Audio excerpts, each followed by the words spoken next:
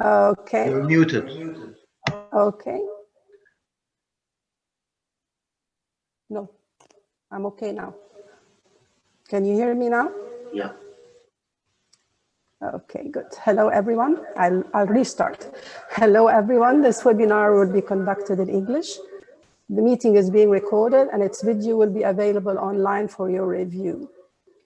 I'm really delighted to welcome my good friend Sylvia Petter as we launch our new series, A Writer, A Vision, A Journey. Sylvia is a talented writer with a fascinating background and many colorful stories to tell. I am sure this will be an interesting evening for all. Now I'll just quickly give a brief history of Arab World Books for newcomers before I hand over the floor to Mohammed and Sylvia. My name is Amani. I always loved books. And 22 years ago, I had this idea of using the internet to launch something that will give tribute to all the authors that I enjoyed, whose books I enjoyed very much. Over the years, I'm very proud that the website Arab World Books has become a destination for researchers and Arab centers, Arab studies centers around the globe. The mission of the website is to highlight the ideas, the books, and the women and men who create them. Therefore, the core of this website has always been the authors' bios, their books, as well as their writing, which makes up an e-zine that we have online. Around the year 2001, we started two main programs, the Writers' Workshop and the Book Club, both running now for around 20 years.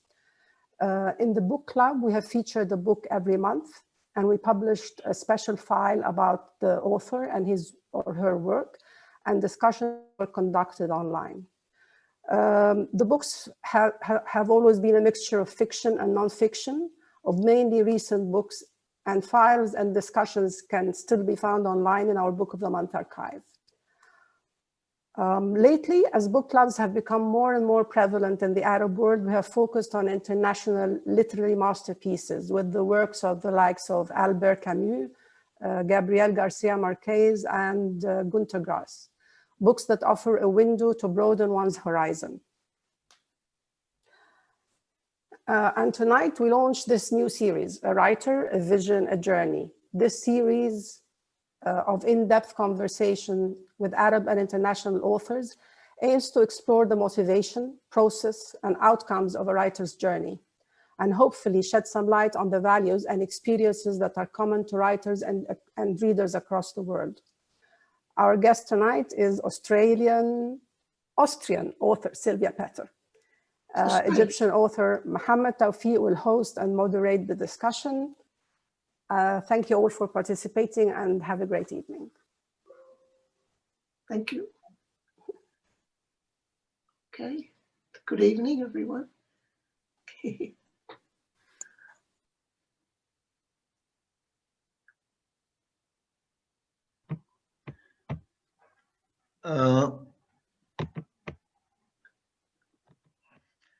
First of all, let me just make a few comments about housekeeping. If everyone could mute when they're not actually speaking, it would be very useful, so we don't have interference. If everyone is not 100% familiar with the Zoom application, you have on the upper right hand, you have an icon which says View, and you could choose the setting that you like. So I'm currently using speaker view. Basically, the person who's speaking will be in a larger rectangle than the others. That way, I don't have to look to see who's the one who's talking. We'll try to wrap this up in 90 minutes. First of all, with a conversation between me and Sylvia, and then we'll open it up for a more general discussion. For our colleagues from the Arab world who would prefer to make comments or questions in Arabic, you can do so. But of course, I'm sure Sylvia, you know so many languages. Arabic is easy for you. So let me start. Of course, everyone knows Sylvia, but I'll just, since this is being recorded, I'll just say a little bit about the author. Sylvia Petter has a that stupid meddlesome troublemaker bitch you brought entropy and death. Hold on for a second. Let me just make sure everyone is muted. She has translation degrees, and she worked for a long time as an international civil servant in telecommunications in Geneva. She's been based in Vienna since 2006. Of course, Sylvia has a PhD in creative writing, and has issued a number of short story collections. The Past Present, I remember very well.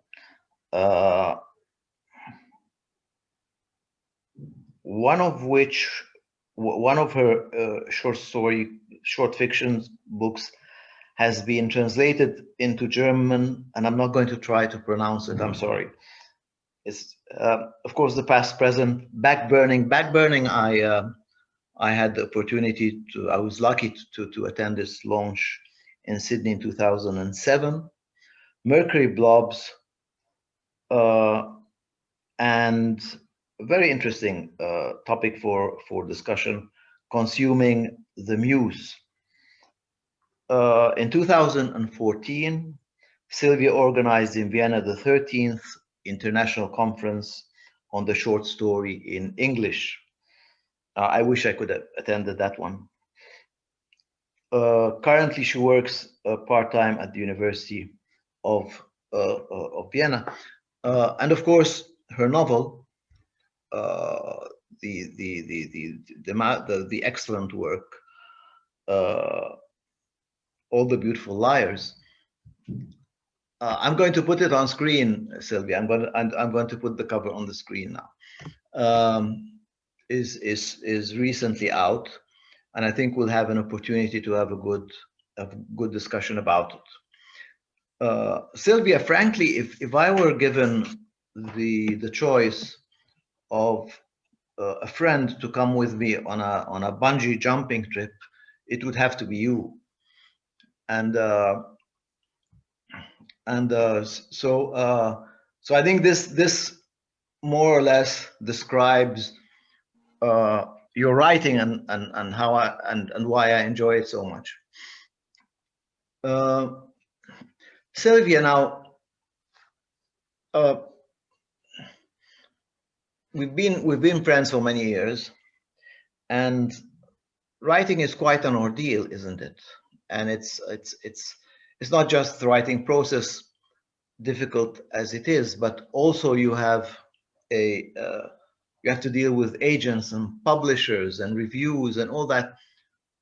Why do you do it? Why do you go through all this? What's your motivation for this? Well, I don't think about that part of it. I just like to get the stories out there. And I came late to writing. And I need to say here, you don't need a PhD to write a novel.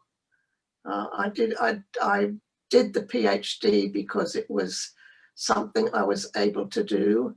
And they were going to look at I went in with ulterior motive of having professional people look at my second novel. And then I didn't realize that I also had to do some work and do a technical paper on something related to the novel. And I didn't want to do what a lot of people do. I didn't want to sort of dissect my own novel and then do all the theory around that, because that felt a bit like navel gazing to me personally. And so I did it on smell. My novel has smell in it, and I did it on smell in my favourite Australian expat writer, Jeanette Turner Hospital. And that whole experience of analysing her work, I went through all her work. I even contacted her, and she was lovely. She invited me to come to a course, which I couldn't do. I couldn't be away for 3 months from the ITU at the time. But her short stories, what I found was that in her short stories, smell was only apparent when they were autobiographical. And it was sort of different. Smell had it even became a character in one of her novels called, it became the smell of this place was the character. So it was really fascinating, and the whole thing stretched me so much. And then Susskind's book on perfume came out at the time, and my novel was on whale shit, basically, whale bath, ambergris, cottage industry perfume making in Australia, and high-tech perfume making in Switzerland. And so, since I was living in Geneva at the time, I went to the Firmenich place and had a look around and found out a lot of stuff. And but this whole PhD thing stretched me so much in another area that I wasn't expecting, which was fabulous. But I didn't need a PhD to write a novel. I don't think people should be thinking that you have to do that. I mean, it stretches you and it helps you. There's nothing ever lost. But why I do it, you mentioned agent. I had an agent right from the beginning with an early version of All the Beautiful Liars. Wonderful woman who I met several times, who was I had her for 20 years as my agent. She didn't earn a penny off me. She helped me so much. She nurtured me. She read everything I read. She told me what to read. And she couldn't sell me, but she was just wonderful. And then at the end of her, just recently, before my novel was taken in the UK, because it had been knocked back by so many times, and then it got third prize in a competition. And I wrote to her, I couldn't find her anymore. She said she was stopping. She wasn't going to be an agent anymore. And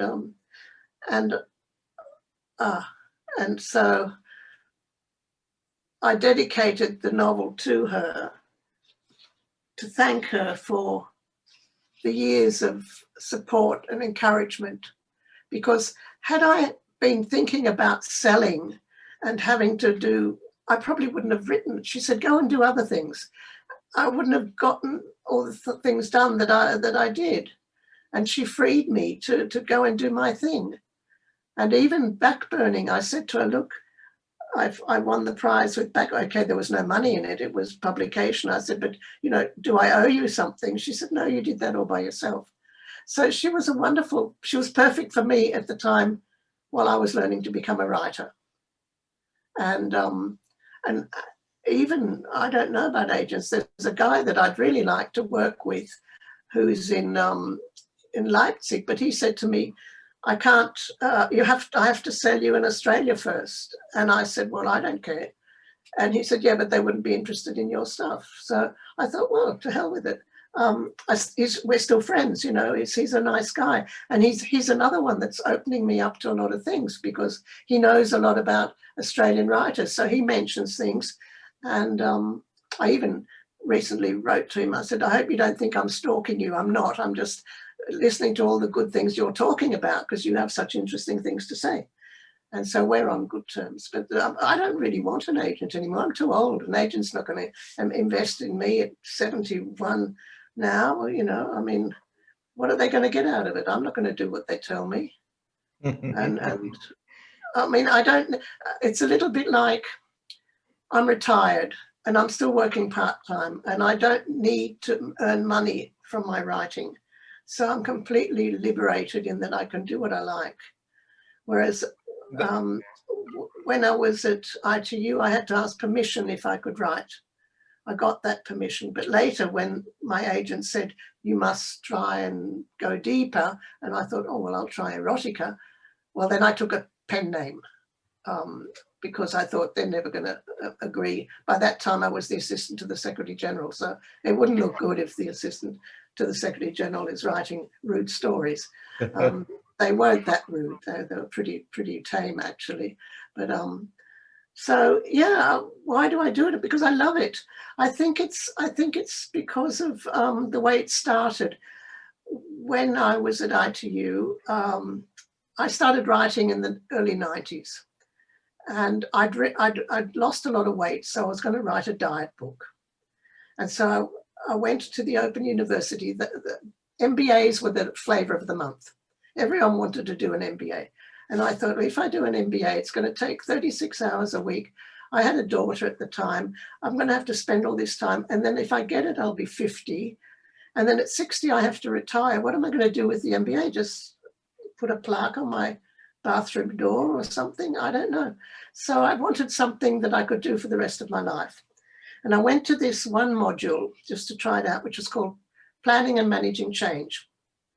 And there I met my tutor, had done a very strange book on women mountain climbing in Cornwall in the 19th century or something. And he said to me, if you want to write a book, don't do an MBA. That was the first thing. So on the way back at Victoria Station, I'd never seen a writing magazine. There was a writing magazine, and I bought it, and they had a competition, write a story about a ghost in the computer department. So I used to hang around the computer to see where I could find a ghost or something. And I wrote this story, and I was sitting at home, and it was midnight, and I was writing, and my husband said, come to bed now. And I said, I can't, because I want to find out how the story ends. He said, well, that's stupid, you're writing it. And I said, no, I don't know how I want to find out how it ends. And that was an exciting, that's, I think, when I got hooked. After that, I looked around, where can I learn how to write? And there was the Geneva Writers Group. It was very small at the time, a couple of American girls, and I had to ask if I could come along. And that started up. And then I went, because of my work, I was in the communication service. We were just going from fax to fax by computer. So I had to go to CompuServe and learn all about it, and it was terribly boring. And I thought, how am I going to have this less boring how am I going to motivate myself to learn this? And I found there was a writers forum at CompuServe, and I joined this writers forum. And I met this crazy guy, Alex Keegan, who was teaching online. He kept getting kicked out of different forums because he was very in your face and with his feedback, and people got upset. So 8 of us banded with him. And off we went into the desert and found our own little place on CompuServe. And we're still friends today. And that was a time when you didn't see the person, you didn't chat, and we had, I call it my MFA, because for 3 years he made us read Best American Stories, and we had to do a story a week, and we were 8 of us, and we had to critique the story with a numbers thing, and then we had to submit them. And that was his thing, write, submit. And he was really, it was a boot camp. And that's where I got my nickname Merc, because he said, you're like a blob of mercury. You throw it you're all over the place. You're sparkling and everything, but you drop it on the floor and you're all over the place, and there's no structure. And so that was my nickname, which I had for a long time. That's why the book is called Mercury Blobs. That's where that comes from. Anyway, Alex, we were all very faithful to him. Some hated him and some loved him. I brought him to Geneva for one of the Geneva Writers' Conferences. Some of the people didn't take very kindly to his feedback, but he said, you want to learn? I'll tell you what's wrong with the thing. He was very straight. I mean, yeah. Anyway, so that was through CompuServe, and then just did more and more. And then I started going to conferences in different places. And I couldn't get enough, I couldn't get enough. there weren't enough people to teach me. And when I got my agent in Australia, that was also, I was on home leave. Every time I was on home leave, I went to the New South Wales Writers Centre, and I applied for a mentorship with a guy called Carl Harrison Ford, who I didn't know, to look at my novel. And he was up in the Blue Mountains, and I'd go up and meet him, and he'd look at my work and tell me what was wrong with it, and I'd try harder. And every little bit added to how I was learning. And then one summer I went to Humber College in Toronto for a summer workshop. And there was a wonderful teacher called Wason Choi, who he taught one thing. I had these little nuggets that I got from all these teachers, that he said, don't put, if you've got a wonderful sentence, you only need one on the page. You don't need you need one nice diamond. You don't need a whole necklace of rhinestones on your page. That was one thing I remembered. And there was a course to be mentored for 30 weeks by different writers. And Peter Carey was on the faculty. So I thought, wow, that would be great. And so I applied, and of course, non-Canadians had to pay 3 times as much. So I got through the credit union at the ITU, I got an education loan, and Peter Carey dropped out because he was filming Oscar and Lucinda. So the director, Joe Curtis, rang me and said, you know, how about working with Timothy Finley? And I said, I've never heard of him. Is this a rip-off? You know, you just want to take my money? And this was my reaction. And he said, no, he'd be perfect for you, looking at the work you sent in. Anyway, Timothy Finley is, for the Canadians, he's a god. You know, he's fabulous. And I read everything that he had written. And I was living in France at the time, just over the border from Geneva, and he was living in France at the time. And so I was sending him my work, and we got to the end of it, and I said, look, I've got another novel. Since we've still got another couple of weeks and I had to pay so much money for this, can you look at the other bit? And they're just notes. And he said, but this is the same novel. Why don't you look at it and pull it all together? And he said, and it may take you 20 years. And he was right, it did take me 20 years. And I just kept, and in those 20 years, Margaret, my agent, kept looking at it, you know, but he was wonderful. And his book, Famous Last Words, became my textbook. And he was, at the time, he said he also had a book that took him 20 years.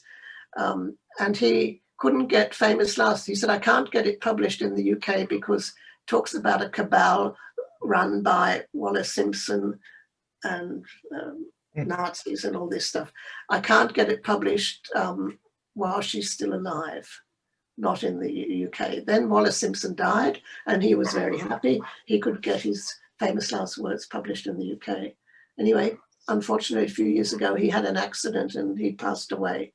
So, but he left me with one thing. At the end, I said, Tiff was his nickname. I said, how can I thank you? And he said, you can't. You can only pass on to others what you love doing, so that someone else gets keen about it and carries on with it. You can't give me anything, but that's what you can do. And that's what I try and do. You know, I'm not much of a teacher because I get too worked up, but I try and share and, you know, give people tips, and I don't really want to judge other people's work, but, you know, that's something I remember from him. So that was fabulous. That's why I do it. I just feel like I have to honor that. That's fantastic. I mean, the way you've been describing your journey with writing can actually be seen. It's reflected in your writing. You're like a painter using a very broad canvas like one of those medieval painters making a mural or a vault for a cathedral. So you can see you can see very clearly the two elements that you're grappling with, time and place, and that makes me wonder, what do time and place mean for you, and how do they affect your sense of identity? This is yeah, it's all about belonging, and I see belonging. I wrote once something. If you cut up the word, it means belong, but is it really fitting in? Because I don't fit anywhere. I don't seem to fit in any group or whatever. Or is it longing to be? And I'd written this somewhere, and a young writer that I met, actually I've met most of the writers that I know in Vienna, I met them in a brothel workshop when I first came here. So, and they've all gone on to publish and win prizes. And one of them, Judith Nicker-Pfeiffer, she said to me, oh, can I have that and use it in one of my, she does very experimental stuff. Can I use that? Because I love that. And I said, yeah, well, that's how I feel about it. I don't belong here. I'm not Austrian. In Australia, I've been away too long. I don't sort of fit that scene either. I don't fit in with the Brits either. And everywhere I apply for things, you've either got to be from that nationality or live there or resident or so. I mean, so if I can't fit in, why should I try? I do my own thing. And the time thing is I'm not getting any younger, and I've got so many stories in my head. I've just got to, I want to get them all out there, but things keep happening to me, like this thing with the computers that we're looking at, but I try and work it with stories. So now I'm doing this flash fiction, nano, every day of flash fiction with a teacher from America. She gives us a prompt every day, and a story's coming together that's fitting in with a project that I'm very interested in Vienna at the moment, which is basically getting old computer equipment revitalized for families that can't afford computers, because everyone at home learning is all very nice, but the current government isn't really doing much to aid that unless you're wealthy, and not every family can afford to have a computer at home. So we're working on this. There are a lot of they're nerds. They know all about computers. They're taking things apart, and I'm there actually doing the international. Well, there's a word for it in German called Schnollen, which means you're sort of going around begging for the stuff, but at a high level, because I'm sort of hitting the international organizations. I'm sure they've got in their cellars equipment that's gathering dust that they could give us, and that would be really helpful. But so now the stories that I'm doing are all related to this thing, and so I've just been talking. I don't want to give away the English because I want to use that maybe, but I said, what if I translate them into German and we can use it on the website? And that's sort of like a present to the people. This story is a love story, Romeo and Juliet in Corona, not Verona, Corona. And so I need one of the Austrians to correct my daddy das, because that's the thing I always trip up on.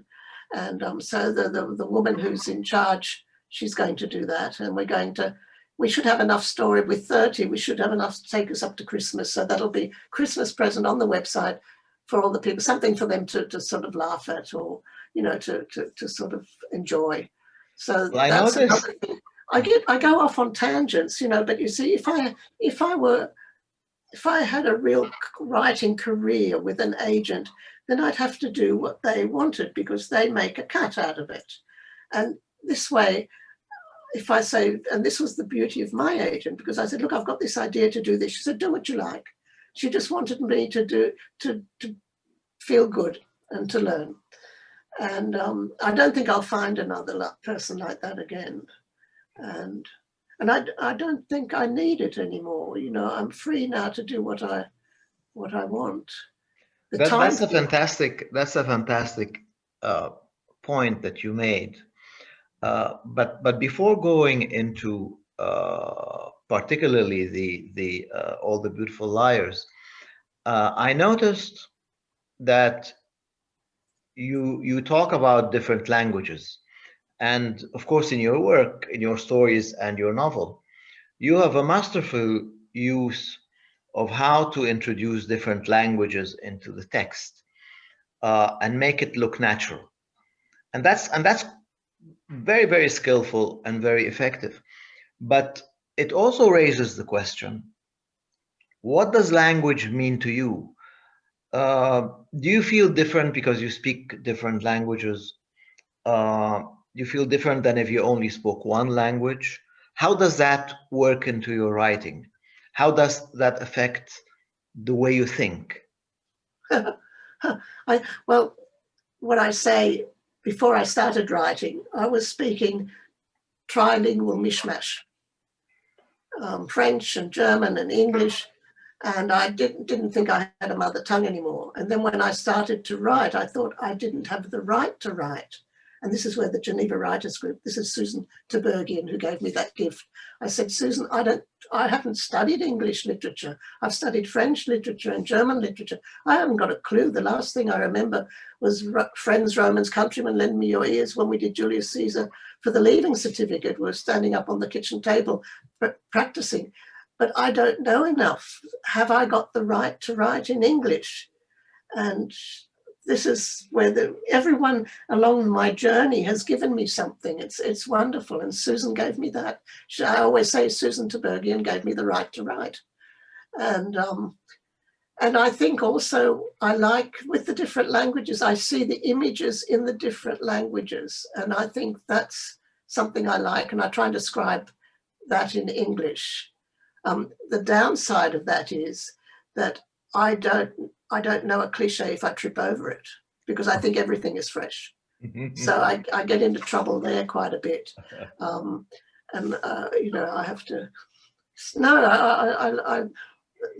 yeah, because at home we spoke, Marit, our daughter, went to school in France. She would speak French. Günther would speak German. I would speak English. The grandmother would speak German. But we didn't really care about the language. We wanted to communicate. And if it came out in one bit and it ended in another bit, that didn't matter to anybody. And now Marit lives in Australia and is fluent in English, and she can still speak French. And she grew up she was the only one in the family who spoke proper French. You know, and yeah, and she didn't consider that she even learnt German because grandma spoke it. That wasn't really work, you know, so it was talking to grandma. So different ways of looking at language, you know. And then Günther learned French on the football field. So, you know, I mean,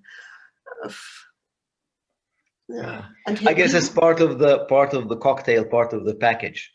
Yeah, yeah. No, I enjoy languages, and but you see, I have a real hang up. I don't want to write in German. I know enough to write in German, but it's not my mother tongue.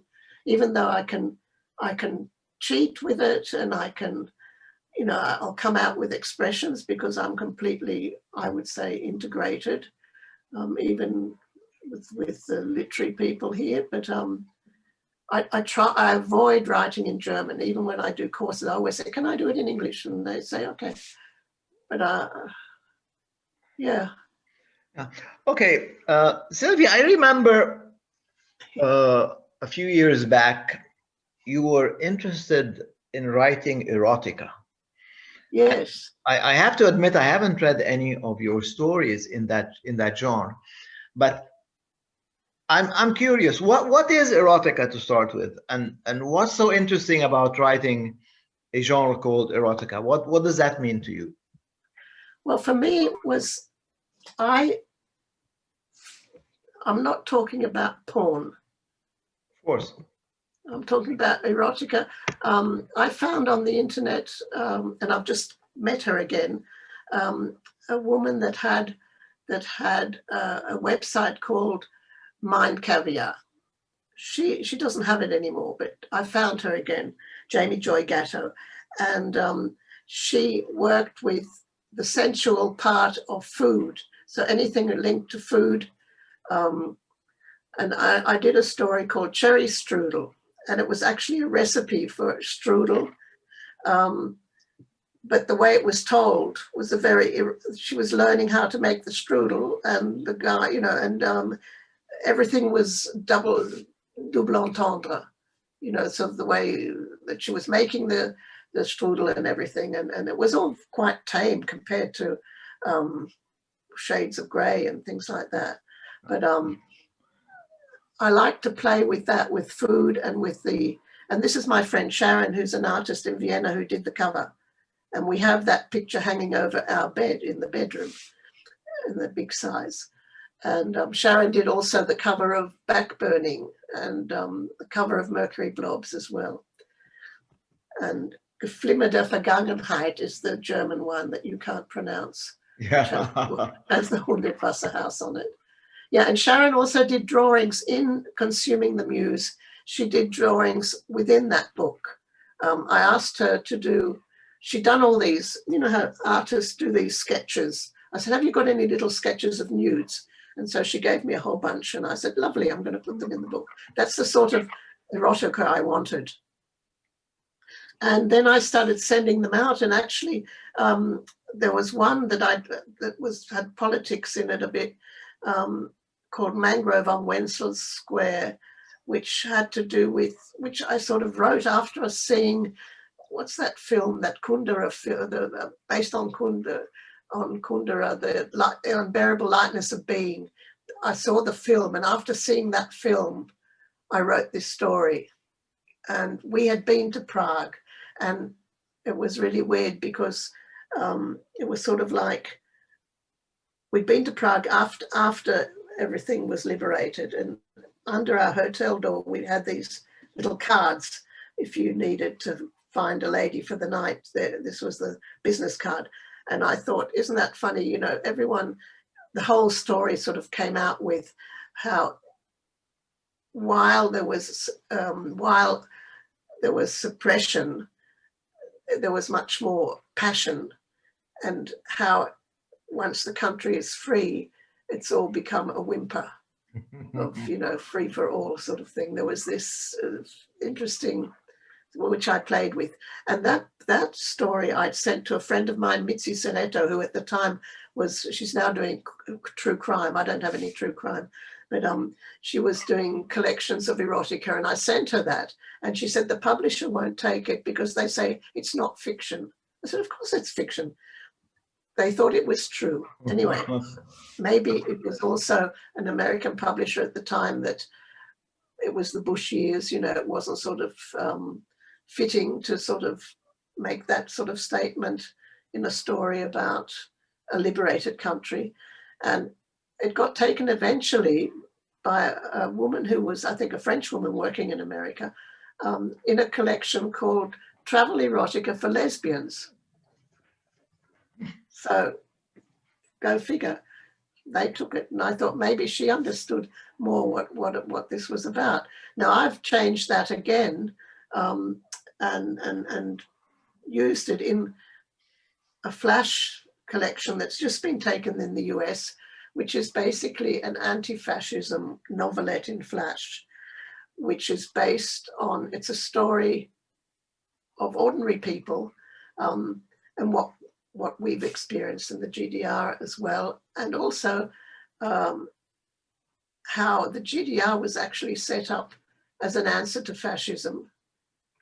And then when everything, and look what's happening in the eastern states of Germany. So there you have who's fighting fascism? The grandmothers, the grannies against the right, and the grannies against the right started in Vienna.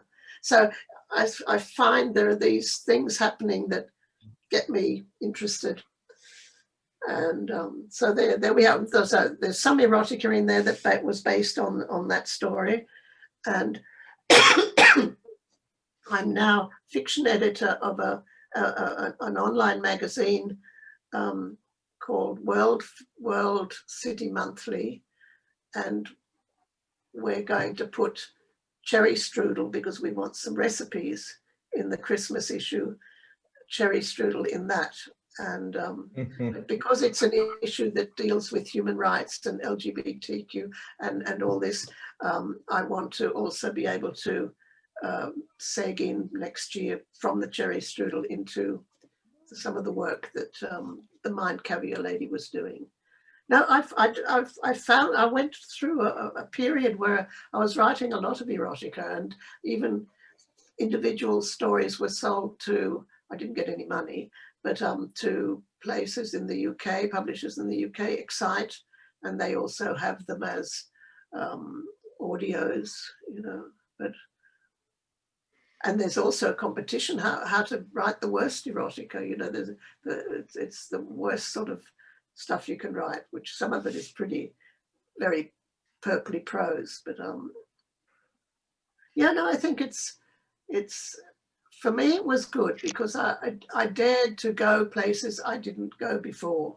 And I even walked into sex shops and had a look, and I didn't dare do that before on my own. I went to, after 9/11, I went to New York, and for the New Yorker Festival, I was meeting a friend there from the old boot camp that had met on CompuServe, and we would meet in New York for the New Yorker Festival. And before I met her, I popped down to Canal Street to a shop, a women-run shop called Babes in Toyland or Toys in Babeland or something like that.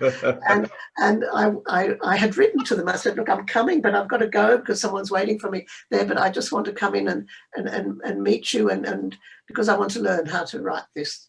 And there were all sorts of things, you know, that I'd never in my life, I was so naive, never in my life seen before.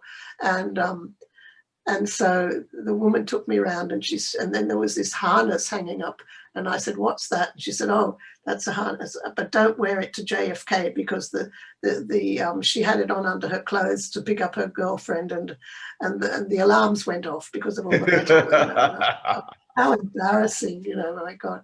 And so, and they had books there, and I said, I want to find a book of erotic stories because I can't find them in Geneva, in Vienna. No, it was in Geneva at the time. I can't find them there, and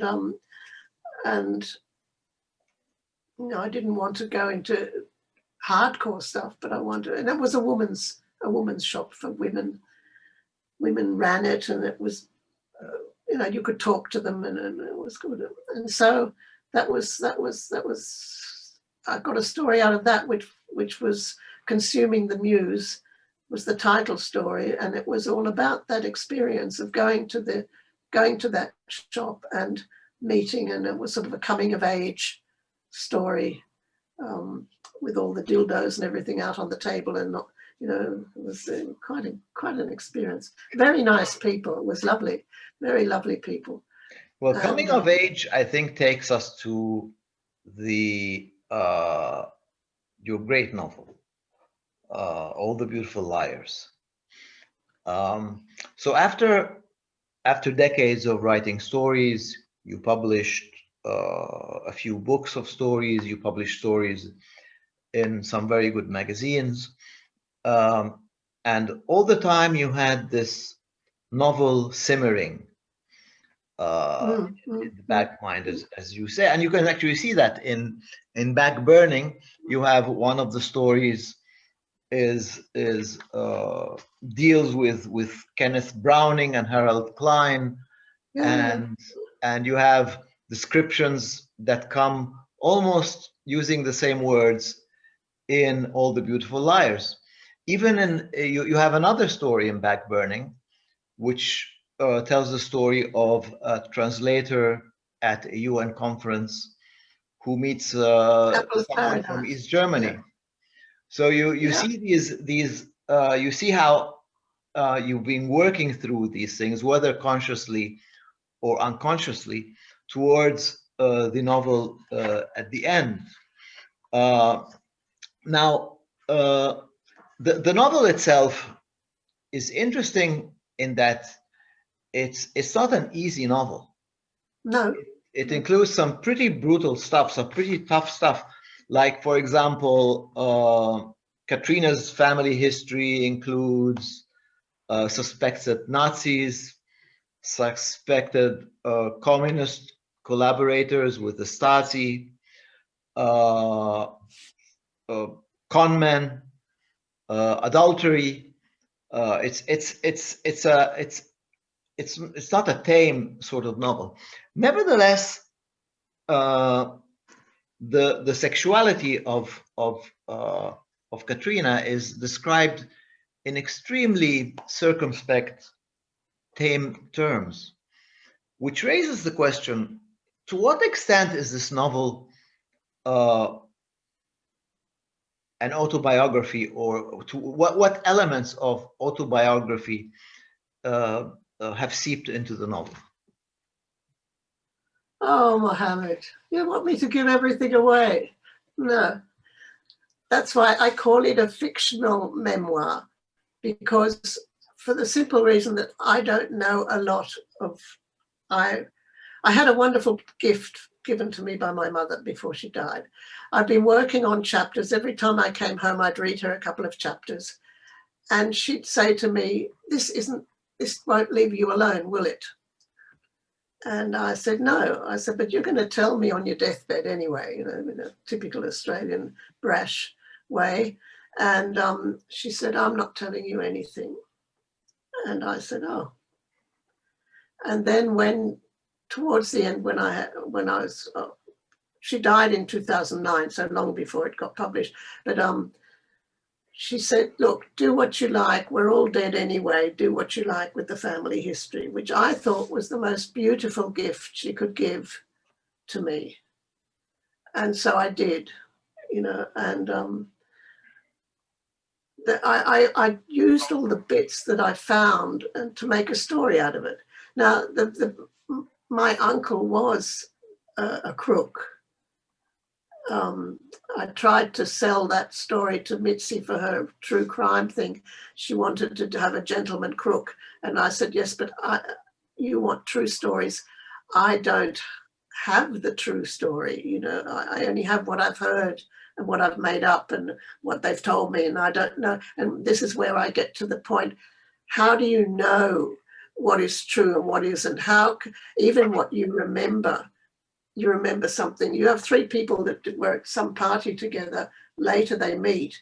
Do you remember this? Half the other two won't remember, or they remember something completely different. Or even other. I say it in the novel. Are the memories your own, or is it because people have been telling you this so often and showing you the photos that you think this is the way it is? And my uncle actually was, he was a pacifist, but he was a lawyer. But after the war, he embezzled he was the lawyer with the guy that embezzled the Austrian government out of millions, and had to leave the country. And he lived in exile in Madrid in the Franco time, and he used to sneak back into Austria, and I met him on one of his trips back. And and so he was a crook. But why was he? In my story, I reckon his best friend, when my father had to run. My grandfather had restaurants in Vienna, and the firstborn always went to England to work there, and the boy from England came to the restaurant in Vienna. And so my uncle, the brother, met this Kenneth, who I call Kenneth Browning. And this guy was Jewish. And he was there the time my father was in England. And so they became friends.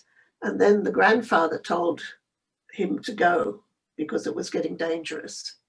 And you know from the story. And so he went back.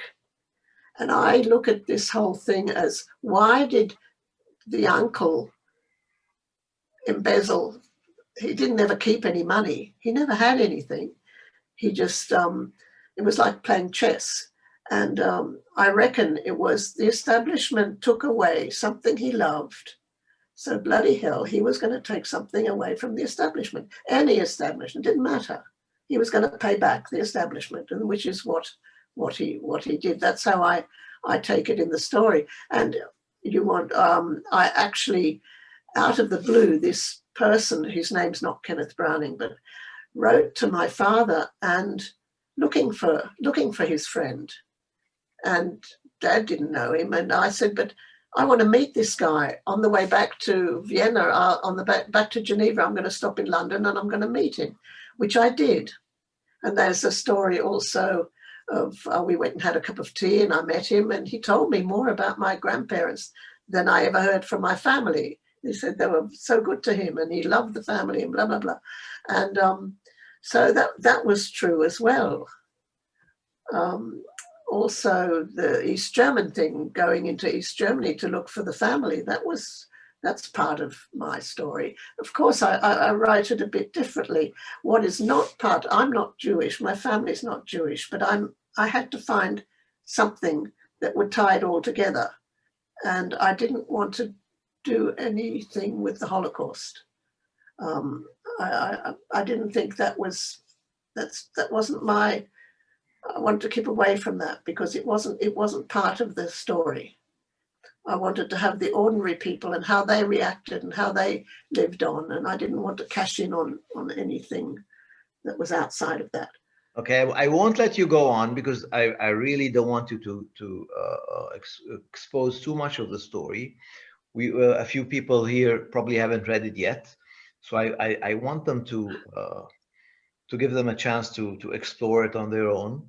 But I will mention just a few things that I found remarkable about it.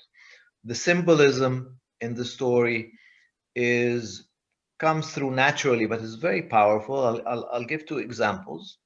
One example is a woman who is wearing a fox fur with the head of the foxes on her shoulder. And so when she turns around, it looks like she has eyes at the back of her head, which is fabulous. Another very strong scene is when Katrina is traveling to Eastern Germany, and she has a stuffed koala as a present, a toy as a present for her relatives in East Germany. But she goes at the border, the border police, they just gut it out, and she doesn't have a gift to give to her relatives when she gets there. So, but also you have a lot of use of of dreams, not just images, but also dreams. How does that come to you? How do these symbols and dreams, does it just something just happens? Do you have a certain technique of taking advantage of these dreams? How does that work out for you?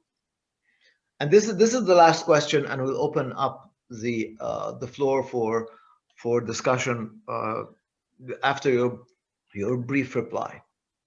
Funny that you say that, because last night I was in a Zoom workshop of dreams.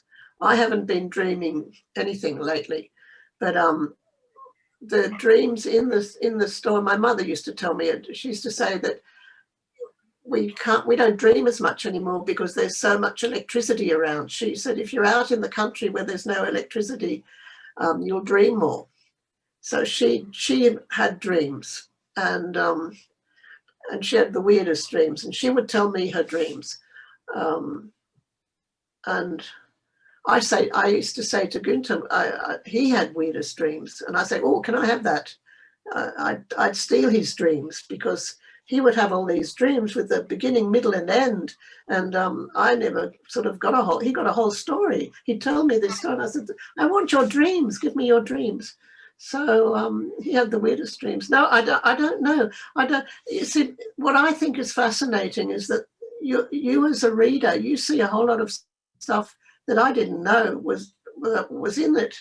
You know, I didn't know while I was writing that these symbols came out as symbols. You know, I could see this. I met the woman, but the woman that wore I imagined the woman with the fur. I met the woman, the real woman, as an old lady in Madrid. But I had to imagine what she was like. I needed a woman that was, one of these old cougars, where they didn't have cougars then, but a sort of a cougar lady who manipulated this young lawyer, and I made her up, but I had met her as an old woman, and she didn't have a fur or anything, but she was a bit in the part where, anyway, I won't talk about it. Anyway. Okay, I think we'll stop at that and open up the floor for discussion. Any questions or comments? Yes, Tamara? Tamara. Sorry. Yeah. Okay, anyone for a comment or a question to Sylvia? I have a question or two. I find that whole this whole kind of way that you've handled, so it's did you call it a fictional memoir? Yeah. I mean, obviously, memoir is something that some years ago kind of got quite a bad reputation. There were a couple of kind of high-profile cases. I remember there was, a writer on Oprah where it was all kind of revealed that much of it was made up, and as a result, a lot of people were very nervous about going there, and so it's quite interesting then that you've called it a fictional memoir. So you're still kind of recognizing that a lot of it comes from a personal place, but that whether it's real or not is quite an interesting thing for me. And you kind of mentioned a little bit there about the reader, that space where the reader actually sees what perhaps you don't, because there's the wider thing that you talked about. Well, what is truth? And the stories that we tell us and what other people tell us. But at the heart of it as well, there is that kind of interesting thing where there's, even in ostensibly what is not true, a kind of emotional truth that inevitably comes through. So I guess it's not a question so much, but Sylvia, I'm just kind of, interested, I suppose, in why you decided, therefore, not to just call it a memoir because, you've maybe had to introduce or embellish or whatever, but you still didn't just want to put it out there as a fictional piece, that you felt that need to acknowledge, I suppose some kind of personal truth as a basis of it. Yeah, I think I say at the beginning, I've said it in I think in some of the Q&As. Rachel Fenton from New Zealand did a wonderful Q&A where she brought up the Demidenko affair and said, there's the Scarlet Letter and the Demidenko affair, where it was passed off as something true and it wasn't. And I said, yeah, I don't trust memoir. I mean, who's to tell me that, you've got your little grandmother sitting on your shoulder saying, oh, you can't tell that. You can't tell this about the family. You've got the censor sitting there saying, oh, I can't do this. It's the same thing with erotica. How far can you go that you say something? So I don't trust memoir, and I don't trust this bandwagon of, it was all flavor of the month at one time. Everyone wanted a memoir. So it looks like people are crying out for true stories, but because they're not being told true stories. And so they go for it when it says this is a true story based on a true story, as if that will sell the book. I think there's more truth in the lies of fiction than in the so-called true stories. And since I called mine a fictional memoir, I think it was just so that I could use a lot of, anyway, I have to admit, a lot of the stuff, when I think back, is it true or not? I don't know anymore. I've been embroidering it for so long that I don't know what anything is anymore, you know, and I look around and I see, did I really go there, or did I really do this, or, you know, so, yeah, no, it's, and I think at this time where we've got so, you know, in this time of fake news and everything like that, I don't know if I should share that, you know, you've got this character at the beginning. Some people who've read the book have said it's a little bit difficult to follow at the beginning because she's dead and she's in this sort of place, other place, but it's all being lived in. And so, well, I can't tell you this because actually it's one of the secrets of the book. And I might let everyone read the book for themselves. Let them read the books for, I mean, yeah. The idea is not to... No, but it's not even that. It's something, yeah. When I was doing my research in Vienna, I was trying to find out about the uncle, and I went to a couple of people who'd written about it in the press, not very good press, but and so I wrote to them and I said, look, I'm the niece of this guy. Where's your book? Can I buy it? I want to find out. I'm trying to find out about him. One of them immediately, one never answered, and the other took a while, and he said, oh, I'm writing a book myself. And I thought, tell me what it is, I'll buy it. Wouldn't tell me. So I thought, well, I'll put you in my book. You're going to be the baddies in my book. So if you can work out when you're reading it who they are, a composite character. Yeah. So this is what I tell people. If you're nasty to me, you end up in the book. Maybe not in a very flattering way. Writer's revenge. Okay. No. Any other questions or comments? Questions, comments? Did that answer what you wanted to know, Kirsten? Yeah, I'm just really, really interested in this, the decisions that people make around how to, because I know personally I'm being pushed to write memoir and I don't really want to write memoir, and I actually try to write as far away from myself, but inevitably, as I say, there is that emotional truth there. And so I'm fascinated why both readers and agents and publishers are very interested at this time in going down that route. And I don't know if it's because, as you say, there's maybe, you know, in a time when so much is manipulated one way or another, you know, because we have all this technology, you know, images, sounds, we can make phone calls by sampling people's voices. Everything is, we don't know where the truth is. Mm-hmm. I don't know if there's that psychological need that, as you say, maybe, you know, there's a real kind of desire to tap into. I just find it fascinating why you decided to go that route. And then people like Hanif Qureshi, yes. You know, almost wrote verbatim about his family, but he called it fiction. Yeah. But I think everybody knew it was true, you know.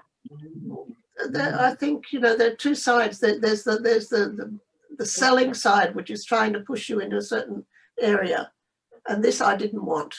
And I know that's it's a very easy thing to say if you don't have to make your living as a writer, which I don't. And I feel I acknowledge that freedom.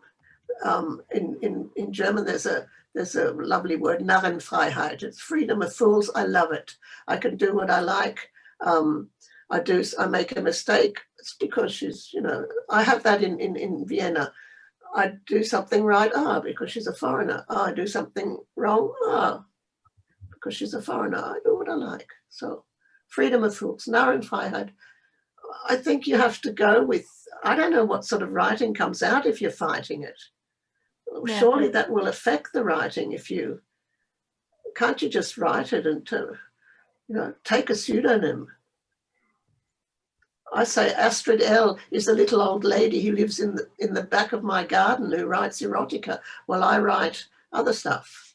And that's my way out of that. And I suppose Ian Lee, for example, when she started writing, she made that decision to write in English because it was a way her family in China didn't speak English. Yeah. That was her, way of, I suppose, instead of taking the pseudonym, but it was a kind of a way that she could write freely, and create that space. Yeah. So yeah, I find it really fascinating. Great. Any comments, questions? Okay, let's give a few minutes for everyone to gather their thoughts. Would you like to read a quick excerpt, Sylvia, until everyone has gathered their thoughts? Shall I just read that little bit I told you about? Yes, that would be fantastic. It's very short. It's the editor said, I think we have to help the reader because they're never going to work out what this is about. This is important. Scroll down a bit. There I have the dedication to my agent. No, further up. To Margaret Kennedy, in appreciation of years of support and encouragement. That was my agent. On the next page, I have an extract from a poem by Angela Reedman, who I got to know on Twitter. And I loved, this is exactly what was happening. Cocoon of words that lived in our chest, but did not fly to our lips. And that fits in, Kirsten, I think, with what you were saying. And then Timothy Finley at the beginning of Famous Last Words, he has, all I have written here is true, except the lies. And that was sort of my little nod to him because his Famous Last Words is basically a soldier writing before dying, the whole story of what happened onto the wall before they come and get him. And so we put in what we call a little prelude, which was to situate what you were going to get into. So, dear editor, and I hope, dear reader, a 20-hour voyage to the other side of the world to bury the last remaining member of your family can play havoc with the mind. Sleep dreams are shaken by film snips and time-traveling memory blasts of sometimes wishful thinking. And you might even find yourself becoming a person of interest in the Panopticon of a lonesome tabloid hack. The journey is long, and so in your mind you write. You must complete and deliver your story if it is to be read, and if you are to escape from that Panopticon to pursue your quest on landing. For how do you know where you're going if you don't know where you're coming from? You may also find that the telephone that rings 3 times has changed from a tolling bell into a new chance, and that your in-flight experience has prepared you for facing the reality that will confront you on arrival. Forgive me if I include you in my adventure. It is, after all, a fictional memoir, where silence recounts true stories as fictions, and truths can finally be told. So if your interest is piqued, do take my hand and enter with me the panopticon of all the beautiful lies, where we shall transform the last chance into a new reality. Sincerely, Katrina Klein. And I have this, I don't know if you can see it, that's a panopticon. I asked a friend who's a graphic artist to do me a bit of and so every time they're talking in the panopticon, you have that symbol very small. Instead of 3 asterisks, you have that little symbol, that symbol I just showed you, but made very small. So it's meant to tell you visually that this is happening in this panopticon. And so it goes into parts and then it stops and you're not there anymore. So that's basically. That was very nice. That was Yeah, very it's nice. beautiful, really beautiful. Okay, any other comments? Anyone want to ask a question?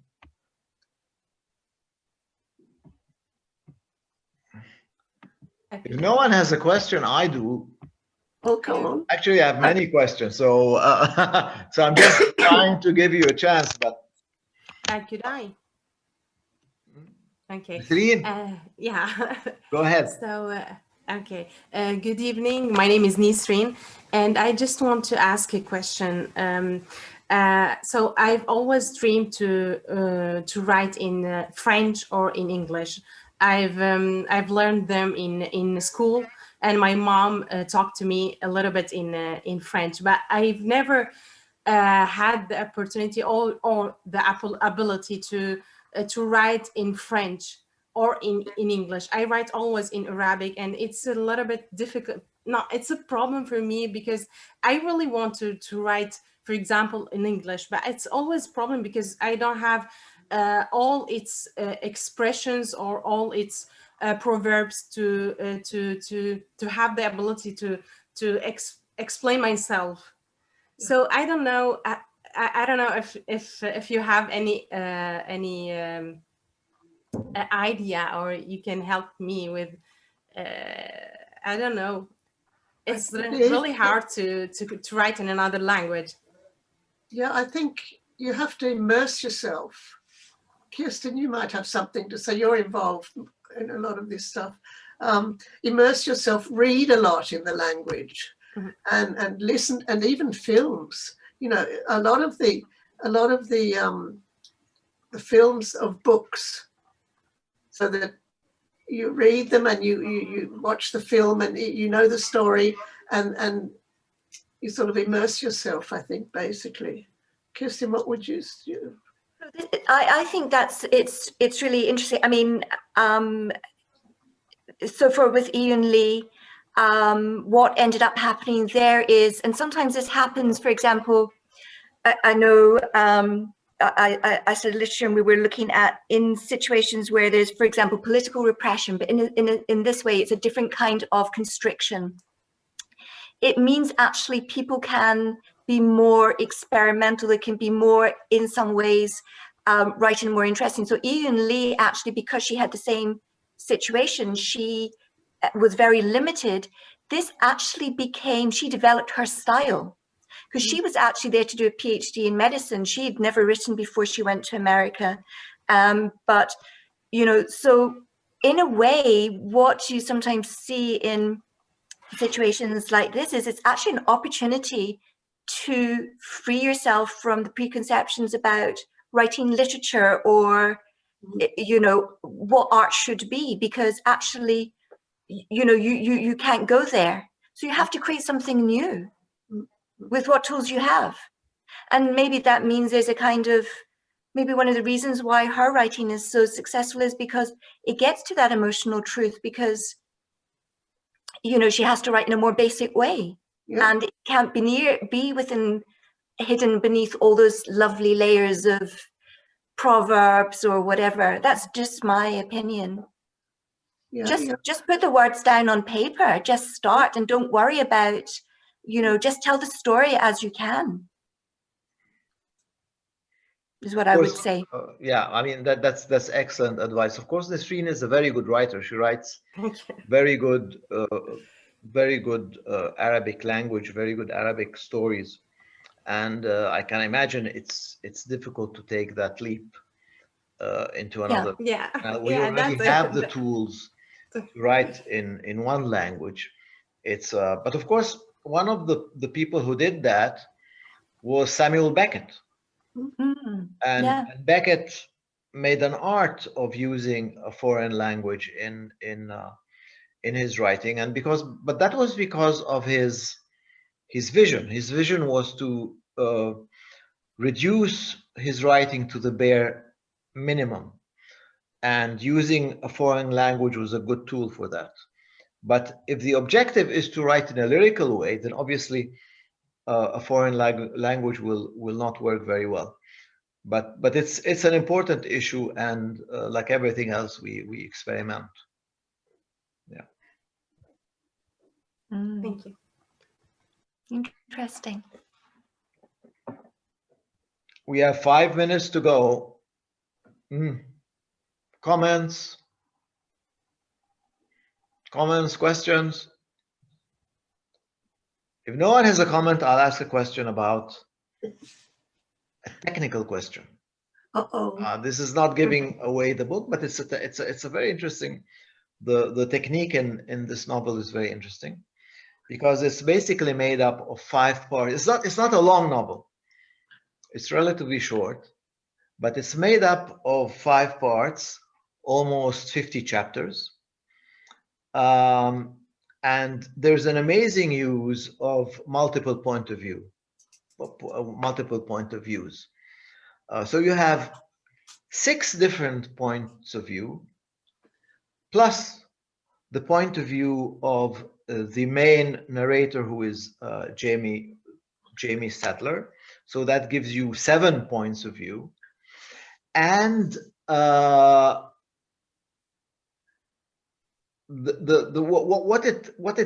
it feels like at the end is you have these very short, condensed bursts of energy, and that's the effect that you have at the end of the day. It's like a machine gun fire, and it's almost the way you talk, Sylvia.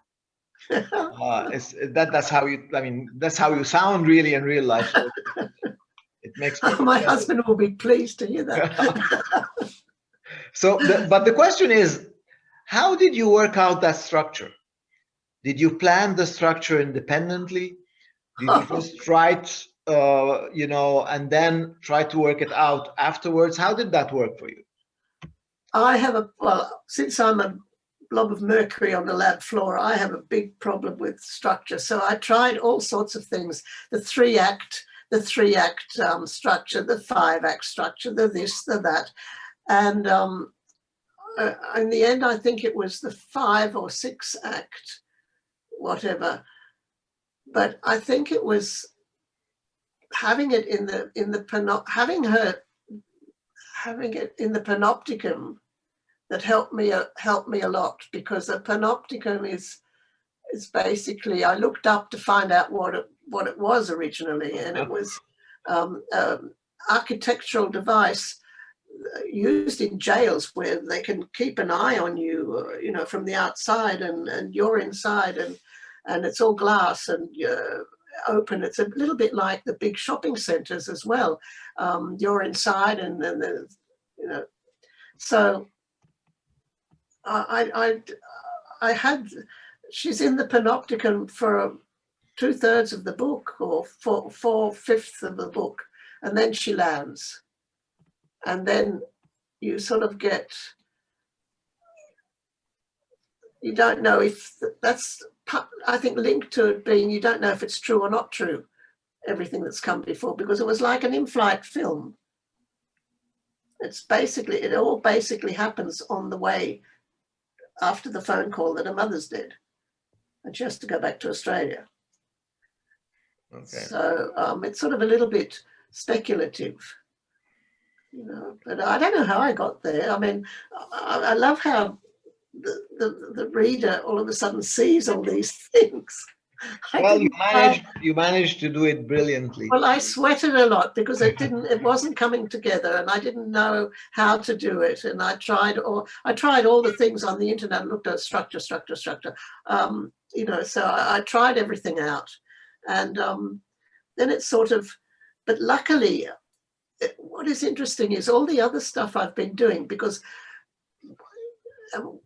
the little comment, Robert Olin Butler, who I'd met at a conference, he did this fabulous book called Severance, which is the last, apparently there's something medical that says, I don't know, in so many seconds before you die, there's this recognition of it's only very short.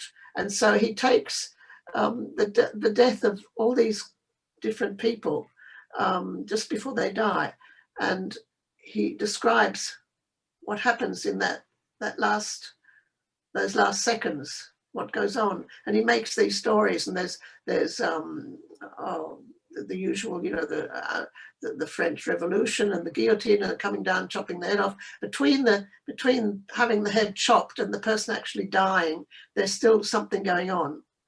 And so he's got, in Severance, he's got all these wonderful stories from, you know, craziest people. He's got another one that he does, I think it's about orgasm, and it's the same sort of approach. What happens in that short period, what goes through their heads of, you know, quite famous characters. And it's really, so I use that, and I'd never, had I not been to that workshop and met him and heard about that book, that idea would never have gotten into the novel. And that was actually one of the key triggers from the beginning. And I even mentioned him in the book, saying an American writer. Okay, he probably won't appreciate that, but you know, but he knows. Anyway, he's a good guy. Thank you. Our last question now comes from Najla.